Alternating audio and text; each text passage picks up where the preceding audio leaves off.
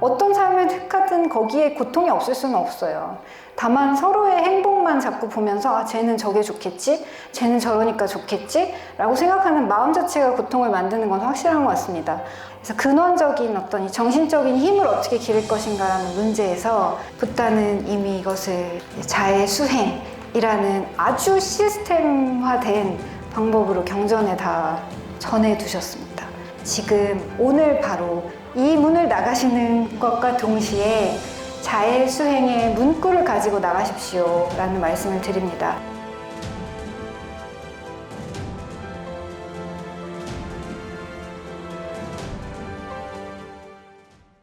가보지 않은 길에 대해 조금 위선적으로 느껴질 수도 있겠지만 저는 그런 것 같아요. 아이를 낳는 것도 고통이고요. 아이를 낳지 않는 것도 고통인 것 같아요. 가끔 어떤 생각이 드냐면 야, 이러다가 갑자기 죽으면 그거 어떡하지? 나를 기억해줄 나의 혈육이 없다는 거 참 서글프네 이런 생각도 하는데 또 한편으로는 지난주에 아이를 둘 낳은 제 또래 친구를 몇 년 전까지만 해도 같이 싱글이었는데 어느 날 갑자기 아이 엄마가 돼요. 애를 하나 낳고 만났는데 또 임신했다 그래가지고 우와 막 이랬는데 삶의 길이 갑자기 이렇게 또 갈리더라고요. 근데 제가 이야기를 나눠보고 또 한 번 여실히 깨달은 것은 그냥 각자의 행복과 고통이 있다라는 거예요. 우리 사회에서 조금 더 권장되는 것은 역시 4인 가족. 이제는 그것도 좀 쉽지 않아서 아이 하나 정도 낳고 사는 것이 좀 기본값 같지만 실제로 데이터가 나타내는 것은 아무도 낳지 않고 그냥 사는 것이 한국 사회의 지금 모습이잖아요. 저는 뭐 출생률 같은 어떤 사회적 이슈를 얘기하고자 하는 것은 아니지만 어떤 삶을 택하든 거기에 고통이 없을 수는 없어요. 다만 서로의 행복만 자꾸 보면서 아, 쟤는 저게 좋겠지? 쟤는 저러니까 좋겠지? 라고 생각하는 마음 자체가 고통을 만드는 건 확실한 것 같습니다. 바꿀 수 있는 것, 그리고 갖고 있는 것에 집중하는 것이 제일 중요한 것 같아요. 저는 제 인생에 결핍이 있다라고 생각될 때마다 그것을 자꾸 들이팠는데 열심히 땅을 계속 파고 내려가잖아요. 땅에서 못 빠져나옵니다. 땅을 파더라도 좋은데요. 자기가 빠져나올 수 있을 만큼만 파야 된다고 생각해요. 되돌릴 수 없죠. 근데 뭐 되돌릴 수 있는 게 세상에 그리 많은가요? 애초에 삶이 그렇게 되어 있으니 이것에 대해서 내 인생은 왜 이렇지? 라고 자꾸 땅을 파지 마시고 이제 바꿀 수 있는 것과 바꿀 수 없는 것이 뭐지? 내가 갖고 있는 것이 뭐지? 이것에 집중하셨으면 좋겠다는 생각을 해봐요.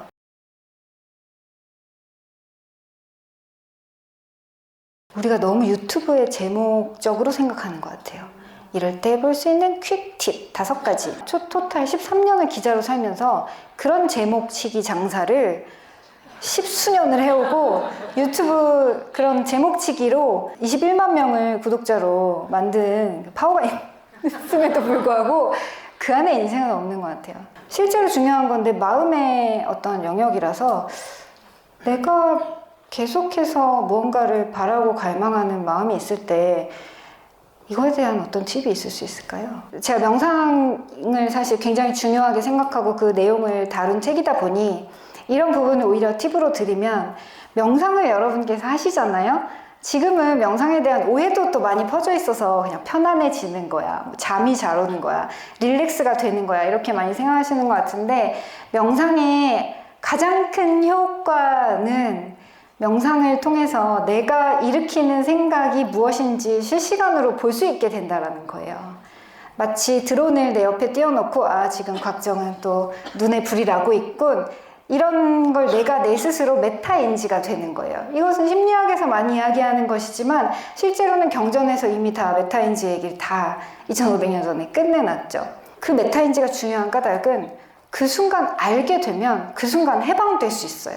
탐욕하는 마음도 분노하는 마음도 혼란스러운 마음도 그런데 그 힘 자체가 없어서 볼 수 없고 볼 수 없으니 해방될 수 없는 거예요. 여러분이 여기 만약에 뭐가 묻어 있어요. 그러면 이것을 제거하기 위해서는 어떻게 해야 되죠? 묻어 있는 것을 볼 수 있어야 되죠. 근데 사람은 다 알고 있는 척 하지만 내가 무엇을 느끼는지조차 명확하지 않을 때가 너무 많은 거예요.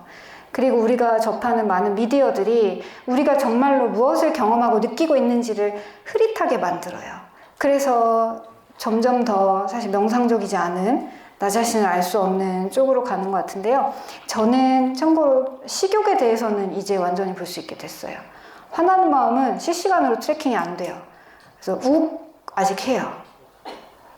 이거 아직 해요. 근데 식욕은 먹고 싶어. 근데 이거 진짜? 아니면 가짜? 사실 제 나이가 이제 살이 빠질 나이가 아니거든요. 근데 지금 몇 달 전보다 6kg 빠졌어요. 딱 7개월 동안 6kg가. 이제 끊임없는 명상의 결과. 식욕 조절. 여러분의 눈이 반짝거리는 걸 느낄 수 있어요. 그러니까 왜 먹고 싶어 했는가? 외로움을 없애려고 먹고 싶어 했던 그 영역이 아예 사라졌어요. 나 그냥 배고픈 게 아니라 외로운 거구나. 그럼 이것을 어떻게 하면 지금 도닥일 수 있을까? 알아차리면 먹지 않아도 되더라고요. 저는 그건 완전히 이제 끊어냈어요. 어려운 주제부터 하나씩 알아차림의 힘을 적용해 보는 것이 중요한데, 그 중요한 테크닉은 이 책에서 이야기하는 일단 사마타 명상, 그리고 그걸 좀 넘어가면 이제 윗바사나 명상, 이 불교 수행책의 두 축을 경험해 보신다면 어떤 사실 자잘한 팁은 아예 필요 없는 삶으로 갑니다. 그래서 저는 참고로 이제 그런 식의 유튜브를 하지 않아요. 이건 그만해야겠군 이런 생각을 하게 됐습니다.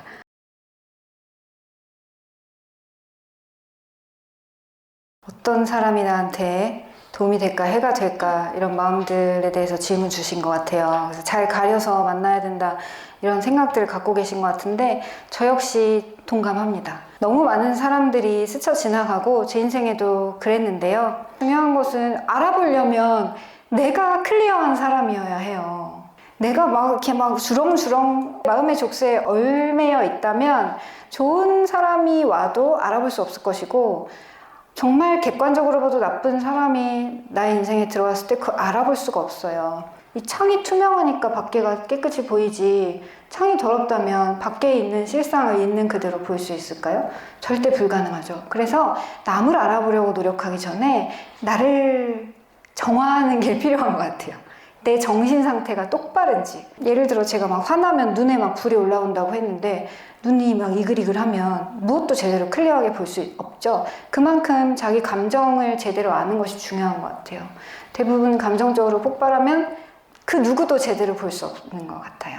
또 하나의 팁을 드리자면 많이 좀 줘보는 겁니다. 최대한 친절해보고 최대한 내 것을 다 줘보면 그 사람이 어떤 사람인지 알 수 있게 되는 것 같습니다. 아까워서 괜찮은 사람이면 주고 이런 마음으로는 뭔가를 아낄 수는 있겠으나 그 사람을 제대로 볼 수 없는 것 같아요. 그래서 저는 사랑도 항상 그렇게 했던 것 같아요. 다 퍼줘 보면 이 사람이 고마워하고 감사한 사람인지 아니면 당연하게 생각하는 사람인지, 제가 이제 연애를 안 하는 까닭은 이 생에서는 만날 수 없겠구나.